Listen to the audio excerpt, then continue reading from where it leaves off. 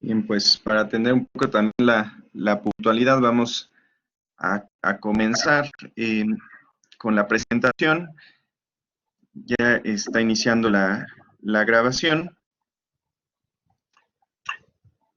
Y bueno, pues buenas tardes a todos, buenas noches por allá en España. Yo soy Carlos Ortiz, a nombre del Centro de Estudios de Familia y Sociedad de la UPAEP, Universidad en México. Les doy la más cordial bienvenida a este webinar sobre la situación de familia que será impartido por José Politi, directora de la Fundación de Family Watch, y a quien agradezco también pues haya aceptado la invitación a este foro. Les cuento un poco sobre la dinámica para quienes nos acompañan por primera vez. Consiste en 40 minutos de exposición por parte de nuestra experta. Posteriormente tendremos un tiempo breve para preguntas.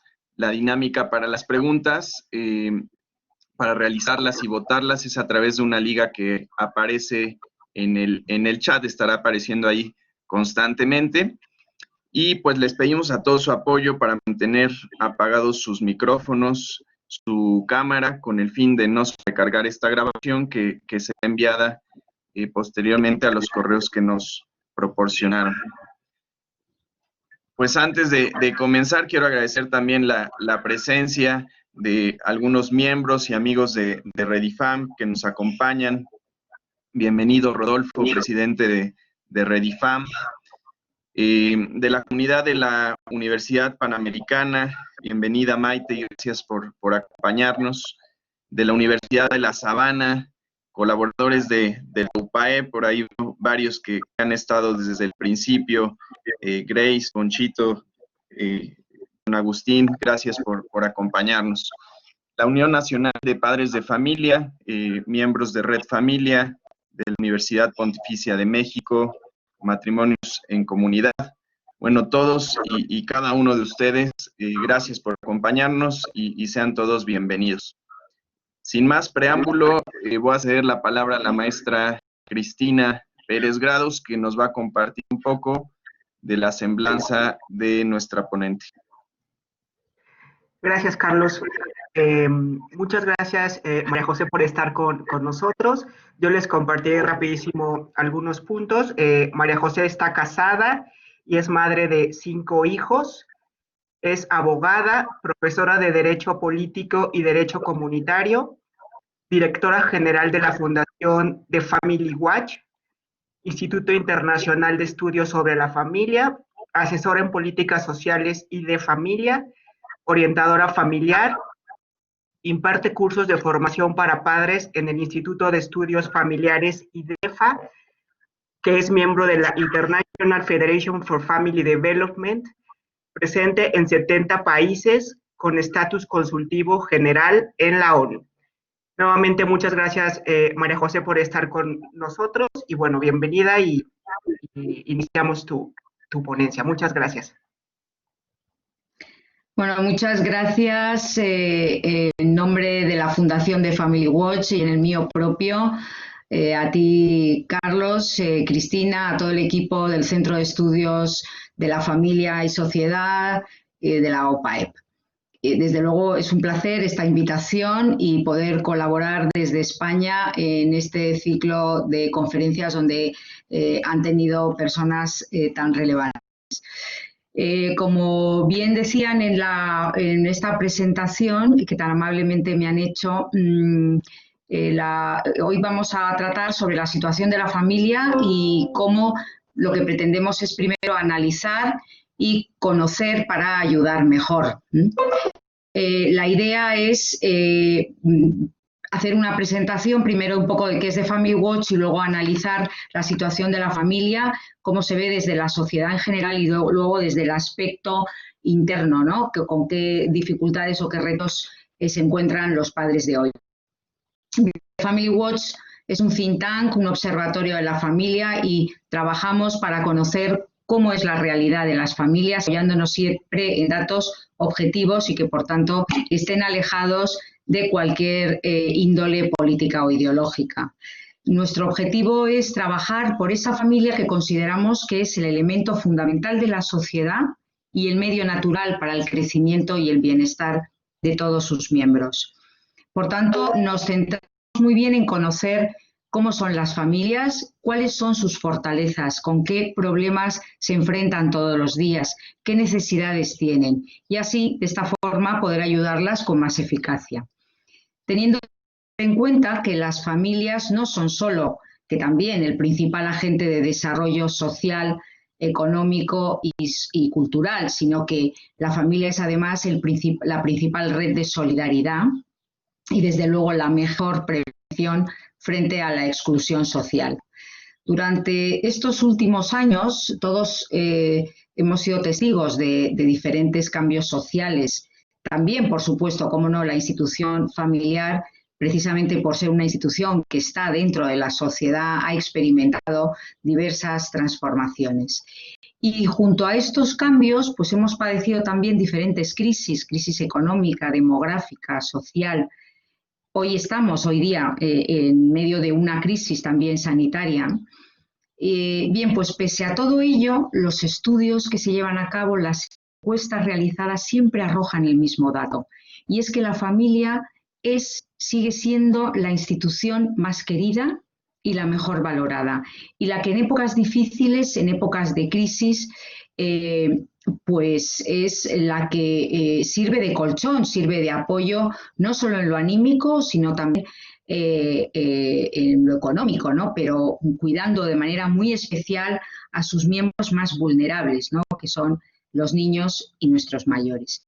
Y que además, como también estamos viendo ahora, pues está soportando una parte muy importante de los efectos de esta crisis, que no solo es una crisis sanitaria, sino que también es una crisis social y económica. Bien, pues uno de los resultados que se extraen de los últimos trabajos de investigación que nosotros llevamos a cabo es precisamente la importancia de la estabilidad en la familia, del impacto que tiene, el impacto positivo que se produce en la sociedad cuando tenemos familias fuertes y estables. Sin duda, hoy día las familias en general se enfrentan a diferentes retos y desafíos que van pues desde el envejecimiento de la población, el problema desde luego demográfico, las transformaciones del mercado laboral y que llegan también a un cambio en los propios valores sociales. El primer gran reto, por tanto, con el que se enfrentan las familias es ese debilitamiento que tienen hoy y que hace muy necesario ayudarlas y fortalecerlas. Y las consecuencias de esa inestabilidad o de esa debilidad que tienen las familias, pues lo vemos todos los días. Está desde la pobreza infantil. Hoy la mitad de los niños del mundo son pobres, como así advierte además los últimos informes de UNICEF, pero también hay que hablar de la pobreza familiar, puesto que, como bien sabemos todos, no hay niños pobres en familias ricas, ¿no? El abandono de las personas mayores, por ejemplo, es otra consecuencia de este debilitamiento de la familia. Los mayores, que son uno de los colectivos más vulnerables y que además este abandono de las personas mayores pues es una forma de exclusión social mucho más perjudicial, incluso puramente económica.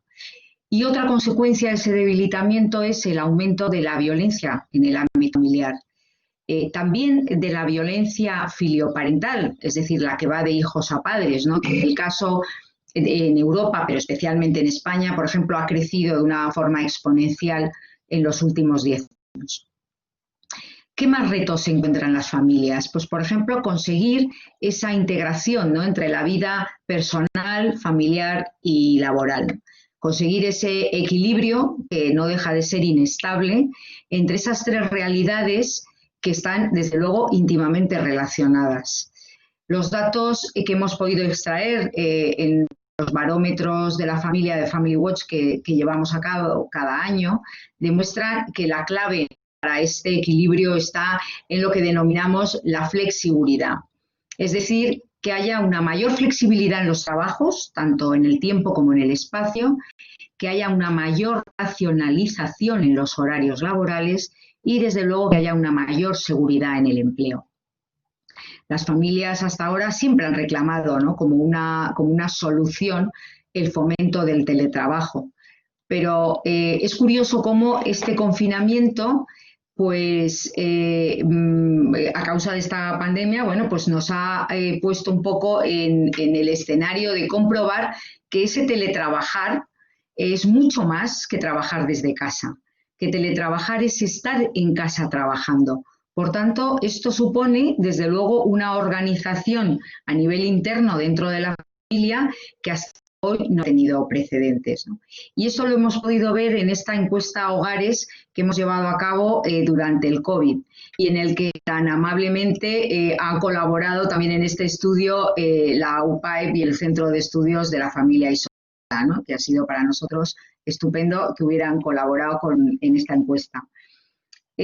Actualmente, además, la mayoría de las parejas jóvenes que trabajan, pues trabajan los dos, ¿no? Y muchas de ellas, pues son lo que denominamos la generación sándwich, personas que trabajan fuera y dentro de casa y que al mismo tiempo necesitan cuidar de sus hijos y de algún familiar que sea dependiente, en muchos casos los propios papás, ¿no? Sus propios padres. En países, por ejemplo, como Holanda, Francia, Alemania, Suecia o Noruega, tener horarios más racionales ha hecho posible 3 objetivos simultáneos. Digo esto porque nos sirve como de buenas prácticas a la hora de tener sugerencias en la forma en que otros países han solucionado este problema de integrar vida laboral y profesional con los horarios, etcétera. Les decía, ¿no? Han hecho posible 3 objetivos y es una mayor incorporación de la mujer al mundo laboral, un aumento también del índice de la fecundidad y a la vez un aumento de la productividad en relación con el número de horas trabajadas. En los países del primer mundo se señala además como un indicador de pobreza la falta de tiempo. Una pobreza que desde luego es intangible pero real. Ese tiempo que hoy pueden dedicar, por lo menos el que querrían dedicar los padres para estar con sus hijos, para criarlos, para educarlos y que tantos beneficios, como bien sabemos, aporta a la familia y a la sociedad, pues esa falta de tiempo, ¿no? Empobrece a la familia, empobrece a sus miembros y desde luego empobrece las relaciones entre ellos. Por tanto, la falta de tiempo como una pobreza intangible. Con esta idea de conseguir un equilibrio entre la vida personal, familiar y laboral, leí hace unos días una entrevista que se había publicado a Tom Peters. Tom Peters es el autor de ese hit que ha sido En busca de la excelencia, ¿no? Y que durante todos estos años, En busca de la excelencia fue un libro que se publicó por allá en los años 80 aproximadamente. Bien, pues durante todos estos años Tom Peters se ha convertido en uno de los iconos del management. Y hoy ya casi con 80 años que tiene, pues sigue asesorando a empresarios, ¿no? Y les sigue recomendando la misma premisa. Les dice, si quieres que tus trabajadores funcionen y sean más felices y por tanto sean más productivos, recuérdales que su familia es lo primero. Así que por ahí va una de las claves hacia dónde debemos de dirigir este posible equilibrio en estas 3 áreas de la vida de una persona, ¿no? Lo personal, lo profesional y lo familiar. Otro gran reto con el que nos encontramos y se encuentran las familias hoy es la corresponsabilidad. Se dice que hoy las mujeres han salido a trabajar fuera de casa, pero que sin embargo los hombres no han entrado a trabajar en el hogar, al menos en la misma proporción, ¿no? Estoy hablando en términos generales. Ya sabemos que en muchos hogares, pues especialmente las generaciones más jóvenes, sí, pero bueno, hoy por hoy todavía sigue habiendo pues un hándicap aquí, ¿no? Y esto aparece además claramente mencionado también en esta encuesta, ¿no? Que comentaba, esta encuesta hecha a hogares donde se desprende por los resultados obtenidos que la corresponsabilidad sigue siendo una de las asignaturas pendientes dentro de los hogares, ¿no? Durante este confinamiento, se está viendo también en muchos de los países, pues en los resultados que hemos extraído En España estoy convencida de que los datos son muy parecidos a los que se han obtenido también en México y en algunos otros países que han aportado también han participado en la encuesta. Hemos visto cómo las mujeres han cocinado, limpiado, recogido la casa y ayudado a los hijos en las actividades escolares, puesto que se ha trasladado toda la actividad académica de estos a remoto, a online. Lo han hecho, decía, en mayor proporción que los hombres, ¿no?, cuyas actividades han centrado fundamentalmente en ir a la compra o tirar la basura, ¿no? Por tanto, se necesita, ya vemos que seguimos teniendo ahí un desafío, se necesita, por tanto, que los hombres asuman la responsabilidad en las tareas domésticas, pero también como padres, ¿no?, en la crianza y en la educación de los hijos. Para ello, pienso que es necesario, ¿no?, un reconocimiento por parte de la sociedad y del mundo laboral, un reconocimiento de la importancia que tiene que ellos, los varones, asuman estos roles y también los beneficios que aporta no solo para los hijos, sino también para el conjunto de la familia. Junto a este tema de la corresponsabilidad, otro gran desafío que hoy nos encontramos en las familias es, desde luego, como no puede ser de otra forma, la baja tasa de natalidad, ¿no? En estos últimos 40 años, desde luego en Europa, especialmente la edad de las mujeres que acceden a la maternidad ha pasado de los 25 años a los 31. Hoy en España, por ejemplo, nacen 1,26 hijos por mujer, ¿no? Por tanto, desde luego nosotros no llegamos al reemplazo generacional tan necesario y urgente. Los nacimientos que hoy se dan en España están al mismo nivel que los que se daban en pleno siglo XVII. En México, en cambio, por ejemplo, pues el dato del 2019 ha sido 2,1 hijos por mujer. Desde luego estáis muchísimo mejor de lo que estamos en España y en muchísimos otros países de Europa, pero sí hay una alerta y un pilotito rojo que nos indica que estas cifras pues hay que vigilarlas, no son tan preocupantes como las europeas, sin embargo, desde 2014 sí que se está produciendo una bajada del 20% aproximadamente en la tasa de fecundidad. Por tanto, ya se ve que esto es una tendencia y hay que analizar y vigilar, ¿no? Debemos además recordar que de los niños que nazcan hoy, pues va a depender mucho el presupuesto del futuro para pagar pensiones y también pues para pagar servicios de sanidad, de dependencia, servicios sociales, etcétera, ¿no? Por tanto, es un tema de la fecundidad y el de la demografía que debe abordarse, como no, como una política de Estado, ¿no? No solamente es algo que tenga que afectar solo a las familias, que también, ¿no? Una política de Estado que va a necesitar que esboce una estrategia a largo plazo y, desde luego, que esté siempre al margen de cuestiones partidistas, ¿no?, para que al menos sean eficaces. Y, desde luego, tendrá que adoptarse también medidas que ayuden a prevenir la soledad de nuestros mayores, puesto que esa caída de la fecundidad, otra consecuencia que tiene es un mayor envejecimiento de la población, lógicamente. Esa soledad de nuestros mayores, una soledad no buscada, sobrevenida, ¿no?, que además en los últimos años, desde luego en España, está creciendo de forma muy notoria, que ya lo estábamos viendo en otros países de Europa, especialmente en los países nórdicos, donde esto ya estaba ocurriendo desde hacía años, pero que en España ha saltado las alarmas porque no era lo normal que vivieran tantas personas mayores solas.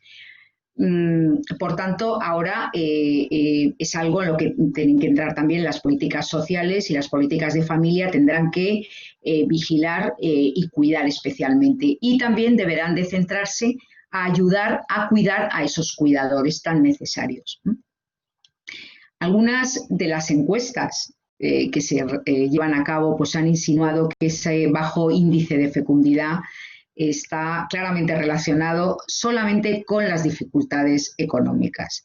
Sin embargo, como bien saben ustedes, la realidad es muy tozuda y nos deja ver que las mujeres no tienen todos los hijos que desearían tener, porque lo que está claro es que en la mayoría de las encuestas, cuando se le pregunta a las mujeres si desearían tener más hijos de los que tienen en la actualidad, el porcentaje de afirmativo es bastante relevante.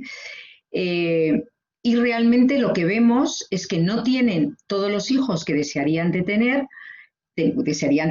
porque lo que observamos es que no hay una valoración social y profesional de la maternidad, y junto a esto tenemos también pues un mercado laboral que todavía hoy sigue estando claramente diseñado para los hombres. Por tanto, dificulta mucho ese desarrollo profesional en las mujeres. En muchos países, pues desde luego, querer ser madre se ha convertido en una auténtica carrera de obstáculos para cualquier mujer que quiere trabajar también fuera del hogar. Así pues, entramos en otro de los desafíos a los que se encuentran las familias hoy día, ¿no? Y es que si queremos mejorar esa tasa de natalidad, vamos a necesitar claramente reconocer el valor que tiene la maternidad, ¿no? Ese valor que hay que verlo desde el ámbito personal, pero también desde el ámbito económico, social y desde luego político.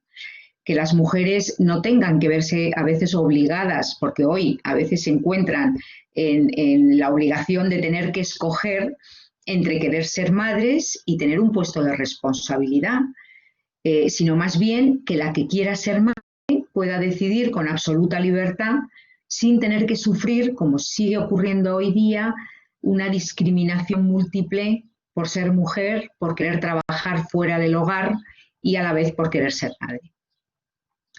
Ya por último nos encontramos con otro claro desafío, ¿no? y un reto importante, ¿no? Que se encuentran las familias y que hace mucho referencia al mercado laboral, ¿no? Donde hoy todavía pues, no se da una igualdad real, ¿no? Entre mujeres y hombres, ¿no? La brecha salarial, por ejemplo, hoy en España una mujer cobra casi un 13% menos que un hombre en el desempeño de sus actividades, de actividades similares, ¿no? En México, por ejemplo, pues digamos que es uno de los países de Latinoamérica donde también se ve muy claramente esa brecha salarial, donde las mujeres pues cobran un 16% menos que los hombres. Digo, desempeñando actividades similares, ¿no? Este gap pues realmente se incrementa cuando la mujer además decide ser madre. Por tanto, tenemos por un lado la brecha salarial y por otro lado tenemos el techo de cristal, ¿no? Que ya sabemos que son la existencia de esas barreras que en apariencia son invisibles y que se encuentran de alguna manera las mujeres a la hora de poder abrirse paso en sus carreras profesionales y poder ir progresando hacia puestos de mayor responsabilidad. Por tanto, para mejorar esto, ya se pide impulsar, ¿no? A lo que se denomina las mujeres STEM. En Latinoamérica, las mujeres STEM es más habitual, ¿no? Que tengan mujeres STEM, son las que, como bien saben ustedes, desarrollan carreras científicas, tecnológicas, de ingeniería y matemáticas, ¿no? Y hoy por hoy en las universidades el gap es más... no es tan, digamos, tan diferente como ocurre en el resto de Europa, donde hay diferente, ¿no? Las universidades siguen estando en este tipo de carreras mucho más pobladas en varones que en mujeres, ¿no? Y muchas veces lo que vemos es la necesidad de impulsar este tipo de carreras y ya desde el hogar concienciar a las niñas primero y luego a las mujeres a que estas carreras podrán después desarrollarlas sin ningún problema, ¿no? Hoy por hoy todavía consideran que se encuentran con que es un freno, ¿no? Bien, pues para hacer frente a todos estos desafíos necesitamos tener muy en cuenta, ¿no? El papel esencial que tienen para el progreso social y para el desarrollo las familias y todo lo que son las políticas familiares, ¿no? Para ello es indispensable, ¿no? Fijarse en de los 17 Objetivos de Desarrollo Sostenible para la Agenda 2030, que tienen además un especial impacto en la institución familiar, ¿no? Como son la pobreza, la salud, la educación, la igualdad de género, el desempleo juvenil y la violencia, ¿no? Estos 6 objetivos de desarrollo sostenible son los que realmente pues impactan de una manera decisiva, ¿no?, en el conjunto de la familia. Por tanto, los responsables políticos pues, van a tener que tenerlos especialmente en cuenta, ¿no?, a la hora de conseguir que las futuras políticas familiares pues, sean realmente eficaces para las familias y contribuyan también a mejorar su futuro. Bien, esto tenemos que tenerlo en cuenta porque ya sabemos que los entornos familiares son la causa de muchas de estas situaciones, pero también son la solución de la mayoría de los problemas que se dan en la sociedad. Por tanto, es fundamental tener en cuenta las necesidades que tienen las familias, ¿no?, a la hora de realizar políticas sociales y familiares eficaces, ¿no?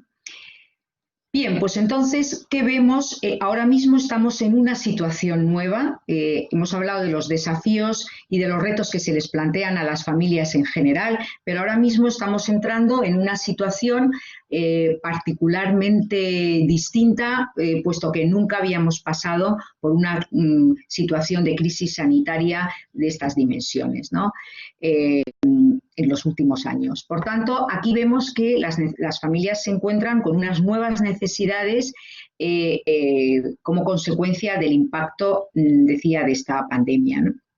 Las familias han tenido que compaginar en un entorno de convivencia estrecha, intensa, bajo el mismo techo, 24/7, pues muchas de las situaciones con las que hasta ahora no se habían encontrado, ¿no? En primer lugar, pues por ejemplo, el teletrabajo, como habíamos visto antes, los cuidados de los hijos, algunos de ellos por ser especialmente más vulnerables y exigen especial cuidado por tener cierta discapacidad o ser dependientes, etcétera. Por tanto, el cuidado de los hijos en general y algunos de manera más particular, ¿no?, o más intensa, las tareas domésticas, atender la actividad escolar de los hijos, ¿no?, que como hemos visto pues ha pasado también a online, y los padres se han convertido de la noche a la mañana en profesores también y han tenido que improvisar y aprender en algunos casos lo que tenían que explicarles a sus hijos. Se han generado dentro de los hogares durante este tiempo problemas para integrar el trabajo profesional que por llevar el ordenador, la computadora a cuestas, parece que no hay horarios y que en cada momento se nos puede preguntar, se nos puede consultar, etcétera. Compaginar ese trabajo intenso con la vida de familia, problemas a nivel de relaciones de pareja, relaciones con los hijos, problemas también a consecuencia de ese desgaste, ¿no?, de la convivencia estrecha, del cansancio también, ¿no?, mental y físico, del sufrimiento que en muchos casos han tenido y están teniendo muchas familias, la falta de duelo, el tener a alguien enfermo en la familia, etcétera. Las propias preocupaciones también, ¿no?, no solo a nivel sanitario, sino por supuesto también a nivel económico, etcétera. El aumento de muchas familias en emergencia social, esto lo estamos viendo en España y es una de las grandísimas preocupaciones, familias que necesitan recursos y servicios sociales porque nos estamos encontrando ante una nueva pobreza, familias que ahora son pobres tras toda esta crisis, que no lo eran cuando empezó la pandemia. Bueno, pues todo esto tendremos que tenerlo muy en cuenta, ¿no?, a la hora de elaborar futuras planes de familia, ¿no? El pasado 1 de junio, como bien saben todos ustedes, celebramos el Día Mundial de las Madres y de los Padres decretado por Naciones Unidas, ¿no? Esto es una fecha para, de alguna manera, homenajear cada año el trabajo y la labor que desarrollan los padres como educadores, ¿no?, en todo el mundo. Pero este año, de manera particular, ¿no?, el secretario general de Naciones Unidas ha querido insistir en recordarle también a los Estados miembros no solo la tarea fundamental que desarrollan los padres, sino también cómo había impactado, ¿no?, este COVID-19, esta pandemia, de una manera devastadora, ¿no?, especialmente en los entornos familiares, ¿no?, en las familias de todo el mundo. Bueno, pues como bien les decía, ante este tipo de escenario nuevo, en el que nos estamos encontrando situaciones nuevas, nuevas necesidades de las familias, está claro, este es parte de nuestro trabajo en España también, es pues replantear nuevos itinerarios también para esas políticas de familia. Y aquí por eso es muy importante el asesorar a los responsables de los gobiernos en las áreas de social y de familia. Recordad que ahora se necesita atender estas nuevas necesidades y, por tanto, habrá que hacer un nuevo itinerario en los planes de familia, en las nuevas leyes de familia, etcétera, ¿no? Para ello, sigue siendo, hasta ahora es muy importante tener en cuenta la perspectiva de familia, pero ahora es todavía más importante, ¿no?, una vez más, ¿no?, esa perspectiva de familia para ver cuáles son las necesidades y atenderlas de una manera más eficaz, ¿no?, las necesidades de las familias. Y que esa perspectiva de familia se incluya en todos los planes de familia, en todas las leyes de familia con carácter vinculante. En ella pues se va a necesitar que se vean implicados todos los estamentos, ¿no?, tanto a nivel político como desde luego la sociedad civil. Para ello se va a necesitar utilizar pues una herramienta que es el informe de impacto familiar, ¿no?, que de esta forma pueda determinar cómo cualquier medida que se tomen desde los gobiernos, cómo impacta, cómo influye en el conjunto de las familias, ¿no? Y también ver si estas normas que se van a implementar favorecen o no el bienestar de las familias. Esto es muy importante. De igual manera que se mide, como bien saben ustedes, el impacto de género o el impacto medioambiental. Bien, pues pasamos entonces ahora a esa otra, la esfera privada, digamos, ¿no?, a cuáles son los desafíos y los retos que viven los padres desde dentro, ¿no?, de las familias, y que de alguna manera los padres, como primeros y principales educadores de los hijos, pues tendrán que asumir, ¿no?, estos desafíos, y la forma en que sean capaces o no de hacer frente a ellos, desde luego, influye de manera importante en el conjunto de la sociedad, ¿no? El primero, pues, es el manejo del tiempo, ¿no? El tiempo, ese tiempo que los padres dedican a hijos para criarlos, para educarlos, y que tantos beneficios aportan a las relaciones interfamiliares y a la sociedad en su conjunto, ¿no?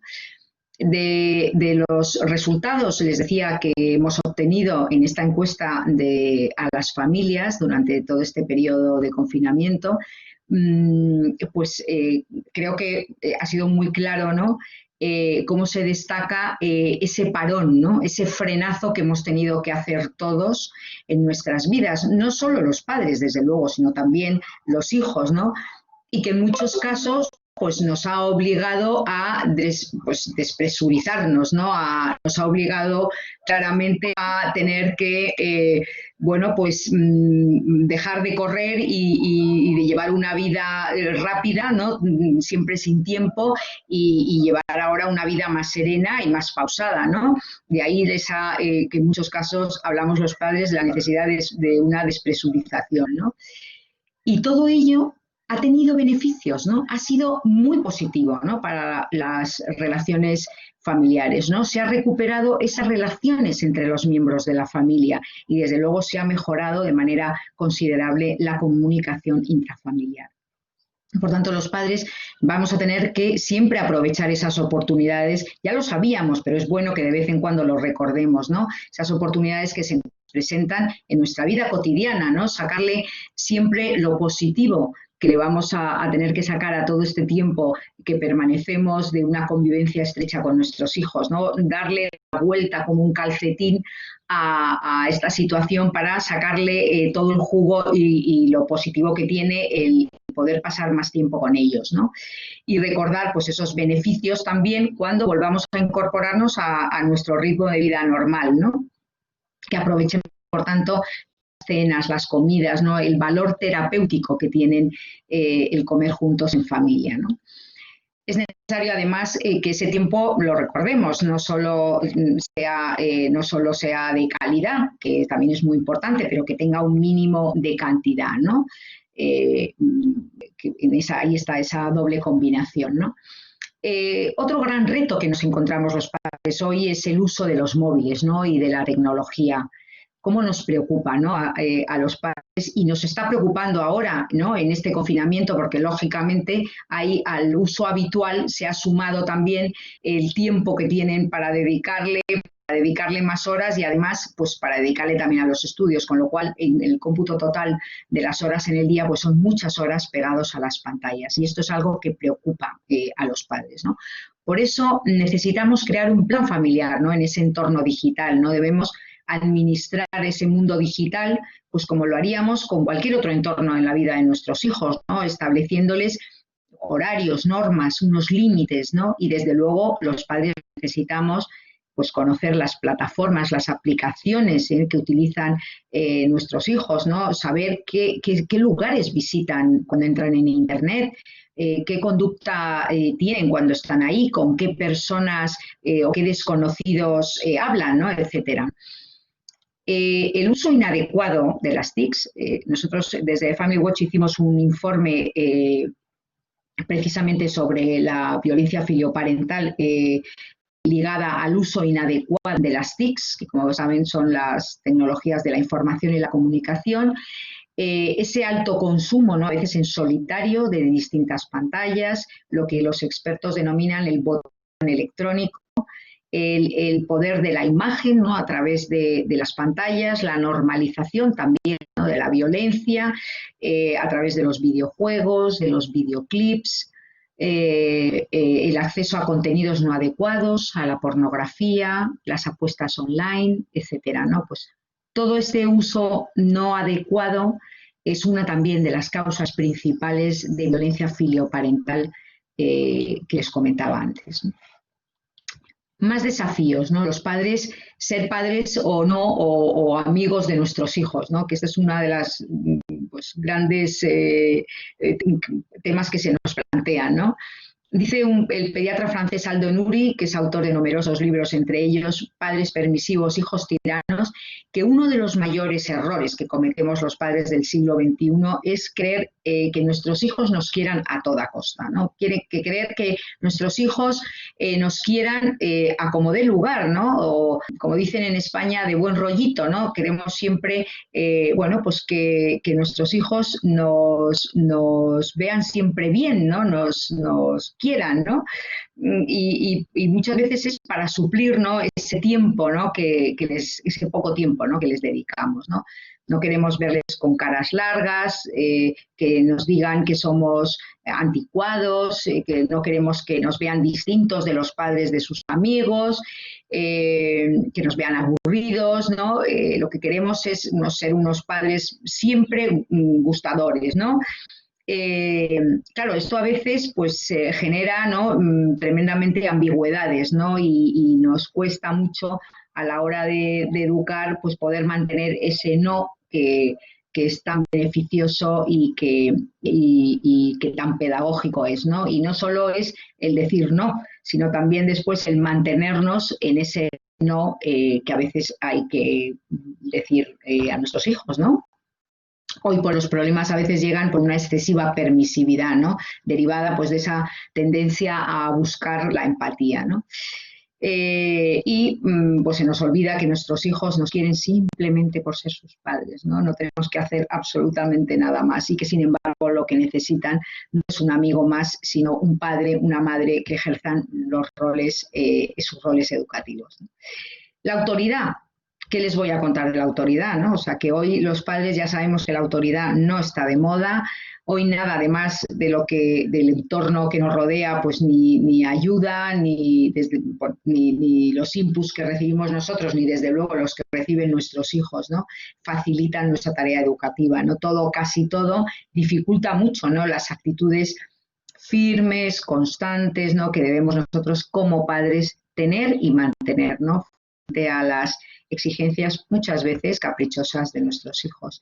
Por eso, cuando ejercemos nuestra autoridad, lo que estamos haciendo es establecer unas normas, ¿no? Ojalá que no sean muchas, pero que sean firmes y desde luego de obligado cumplimiento, y establecer unos límites, ¿no? Para que nuestros hijos aprendan a distinguir entre lo bueno y lo malo, o tal vez dando un paso de calidad distingan entre lo bueno y lo mejor.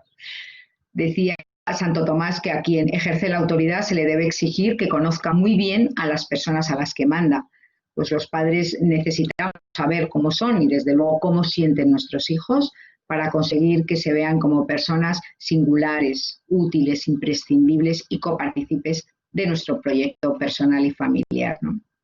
Que se vean, porque así se lo hemos sabido transmitir, ¿no? Que forman parte de un maravilloso equipo, que es su familia. Y todo esto se transmite en el hogar, ¿no? Se transmite en ese entorno que muchas veces pues tenemos que dedicarle, ¿no? Pues transmitir con el ejemplo, ¿no? Que ya sabemos que es el camino más breve y más eficaz y desde luego posee un valor pedagógico insustituible. Bueno, pues viendo todo esto, desde luego, con todos estos retos y todos estos desafíos que tenemos las familias y los padres hoy día, necesitamos, desde luego, esforzarnos para mantenernos fuertes y sólidos, ¿no? Qué duda cabe. Stephen Covey, que es escritor y formador de muchos empresarios, explica que las familias sólidas no surgen de manera espontánea, sino que necesitan a veces combinar energía, talento, voluntad, visión y empeño. Y él describe en ese estupendo libro, que son los 7 hábitos de las familias altamente efectivas, cómo pues que las familias deben construir esas relaciones armoniosas y estables y felices, y da pues una serie de estrategias, ¿no? De cara a los padres, ¿no?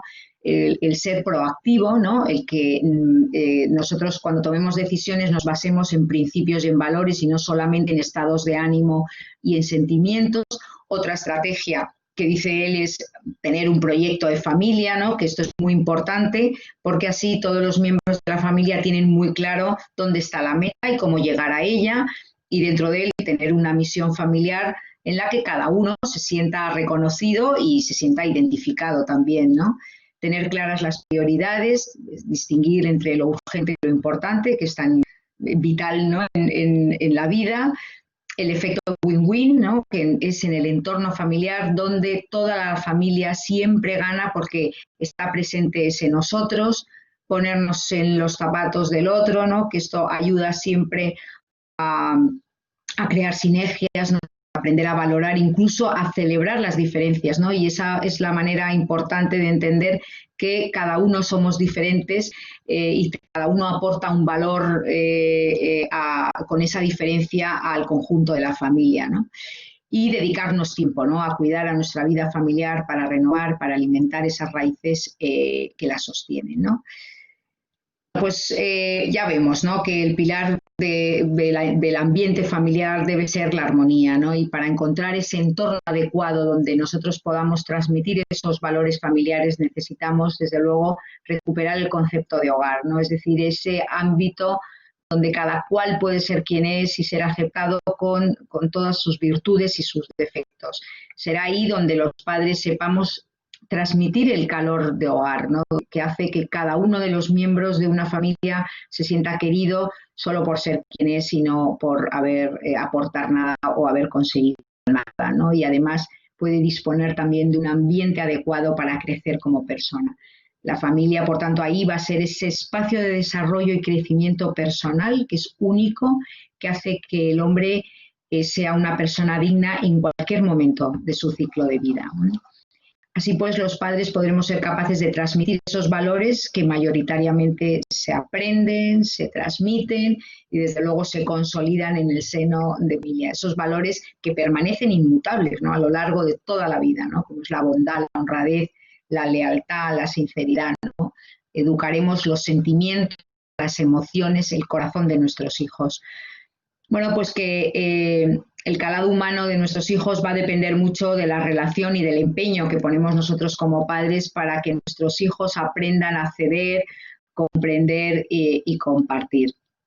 Decía el escritor James Stenson que criar a los hijos para que lleguen a ser adultos responsables es el mayor desafío que nos encontramos en nuestra vida, pero también es el mayor premio, ¿no?, que no lo olvidemos, ¿no?, que nuestra vida de familia deba estar llena siempre de esos pequeños detalles que forman el día a día y que van calando hasta lo más profundo de las almas de nuestros hijos y los hacen fuertes para hacer frente a todo lo que hay ahí fuera, que ya sabemos que es muy agresivo e invasivo, ¿no? Les he puesto esta foto del bambú porque el bambú es algo que identifico mucho también con la educación, ¿no?, en la familia, ¿no? El bambú, como bien saben, tarda 7 años en brotar, ¿no? Durante todos esos años, bueno, o sea, 7 años que está sin que vea uno que pasa nada, uno lo riega y no ve absolutamente nada, ¿no? No ve que se produzca nada, ¿no? Y es a partir del 7.º año en el que tan solo en 6 semanas crece más de 30 metros, ¿no? Y uno se pregunta, ¿qué es lo que estaba haciendo el bambú antes, ¿no? Pues el bambú durante esos años lo que hacía, aunque aparentemente no hacía nada, lo que realmente estaba haciendo era hacerse fuerte por dentro. Lo que hacía era hacer fuertes sus raíces, esas raíces que le iban a permitir luego crecer muy alto.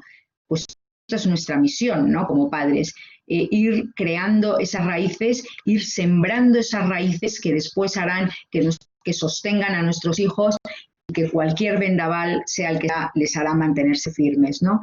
Por eso es muy importante la presencia real y no virtual, aunque estemos ahora en un momento muy virtual, esa presencia real de nuestros hijos, ¿no? Ese tiempo que es la gran vitamina T que les podemos dar a ellos, ¿no? Necesitamos primero tiempo para nosotros, como pareja, como para querernos, para cuidarnos, y después necesitamos tiempo para dirigir, aconsejar y acompañar. Dirigir en la infancia, aconsejar en la adolescencia y acompañar en la juventud hacia el camino de su madurez. Y necesitamos tiempo también para poder descubrir esa huella imborrable que dejamos los padres cuando de verdad nos implicamos en esa maravillosa tarea que tenemos entre manos, que es la educación y formación de nuestros hijos. Así pues, a modo, ya para ir terminando de conclusión, pienso que una familia fuerte y sólida es capaz de dar lugar a una sociedad fuerte y sólida. Por eso quiero invitarles hoy a que trabajemos juntos, cada uno desde el lugar que ocupe en la sociedad, para conseguir que la familia siga siendo la gran escuela donde se transmiten valores, para que la familia siga siendo ese lugar privilegiado, idóneo, donde se dan encuentro distintas generaciones. Y desde luego para que la familia siga siendo también la mejor generadora del capital humano que puede tener una sociedad. Muchas gracias.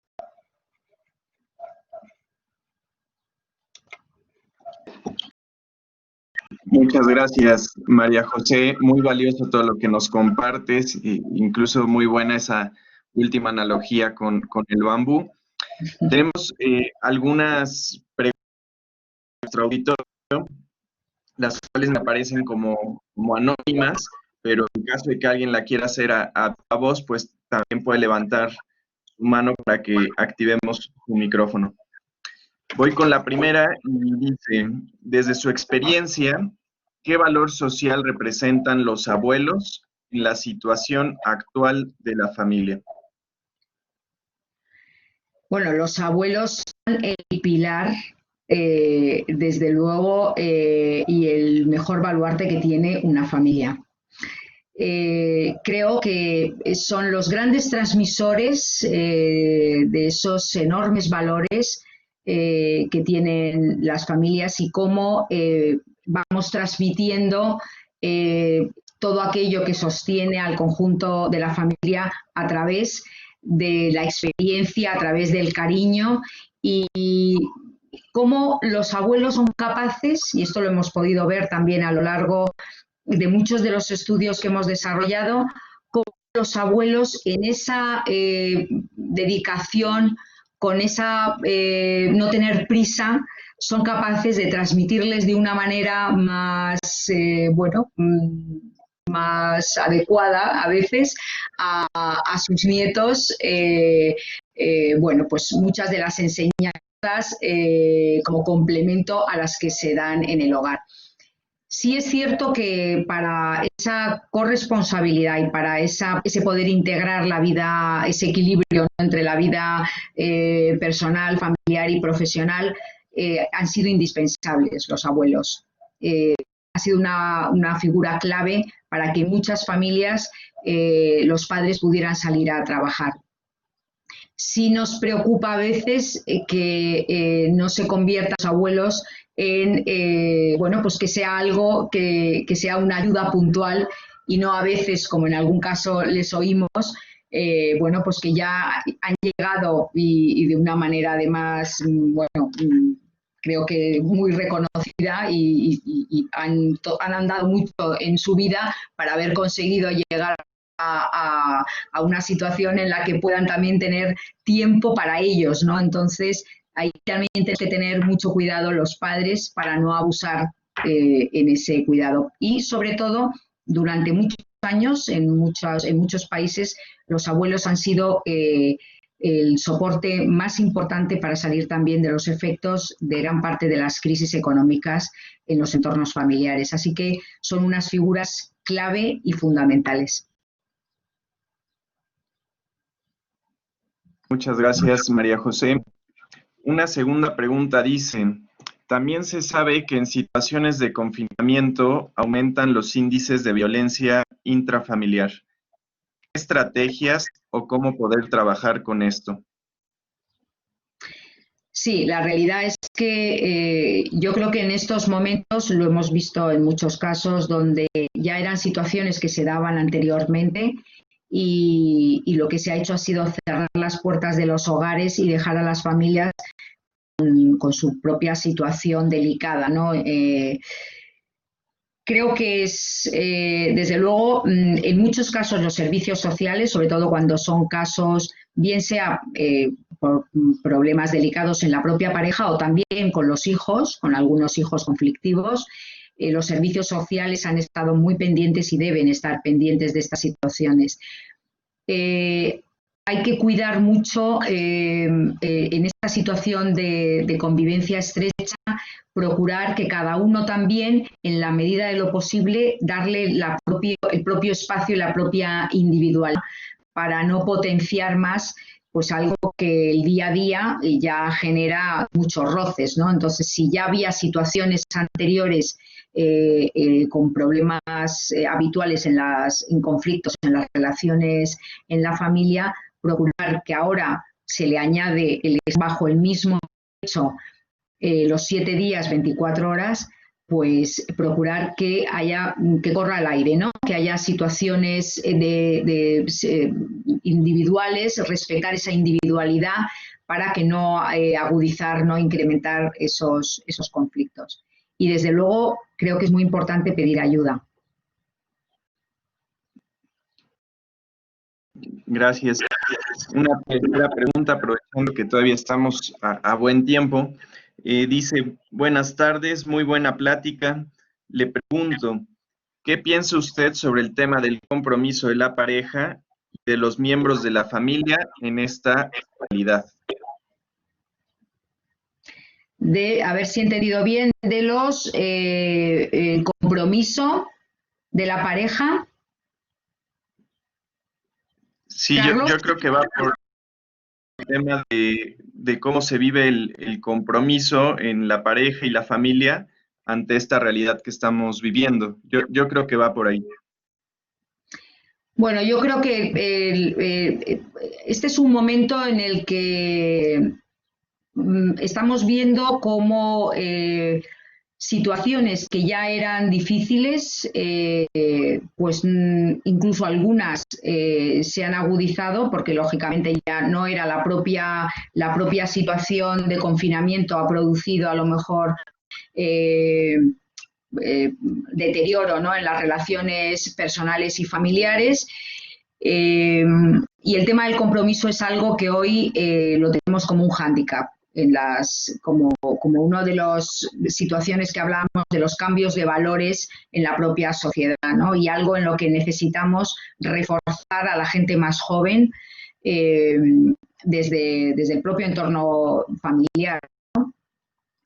Sí vemos que ha habido una alteración, lo vimos en el último barómetro de la familia que llevamos a cabo y que publicamos en el mes de enero, cómo ese cambio de los valores hace que crear una familia, comprometerse, no está dentro de las 5 primeras prioridades que tienen los menores de 40 años, ¿no? Y esto ha sido uno de los datos que más nos ha preocupado, ¿no? Porque por delante del compromiso de unirse a otra persona, crear una familia, etcétera, pues pasa por delante mejorar en el trabajo, viajar, conocer otras culturas, realizar otros estudios. Luego ya vemos que hay una inversión en el orden de los valores sociales. Así pues, yo creo que esto es una de las cosas que nos exige otro reto a los padres, y enseñarlo la belleza del compromiso a todos los niveles, pero también en el nivel de pareja y de compromiso de familia desde el hogar. Gracias, María José. Y finalmente, felicidades. ¿Dónde podemos conocer los resultados de la encuesta que menciona? Bueno, nosotros, los nuestros, desde luego, están publicados en la página web de Family Watch, en www.thefamilywatch.org, y ahí tienen los resultados de esta encuesta. Esta encuesta es a nivel España y a nivel también, bueno, específicamente España, y se bajan algunos de los microdatos en algunas de las comunidades autónomas. Y desde luego yo creo que ustedes también, ¿no? José Carlos, tenéis datos específicos de lo que habéis obtenido o vais a publicar los datos de lo que se ha obtenido, ¿no?, en la encuesta también realizada a nivel de México, ¿no?, de Puebla. Pero ahí están a disposición para que los puedan ver y puedan consultarlos, por supuesto. Gracias. Y así es, también tendremos muy pronto la publicación de los resultados de aquí de México, Puebla. Pues muchas gracias una vez más por tu experiencia en esta excelente ponencia, este excelente webinar, que pues nos brinda un panorama general sobre la situación de nuestra familia, nos permite también vislumbrar algunas acciones concretas que hay que tomar para atenderla. Pues gracias a todos los asistentes por participar en este foro. Les enviaremos a los correos que nos proporcionaron una liga con la grabación completa de la conferencia para quienes hayan tenido problemas de conexión o simplemente quieran repasar nuevamente algunas ideas vistas en el webinar. Y también va a estar disponible en nuestro canal de YouTube. Pues por último, nada más invitarles a nuestro próximo y último webinar, el próximo viernes 26, la misma hora.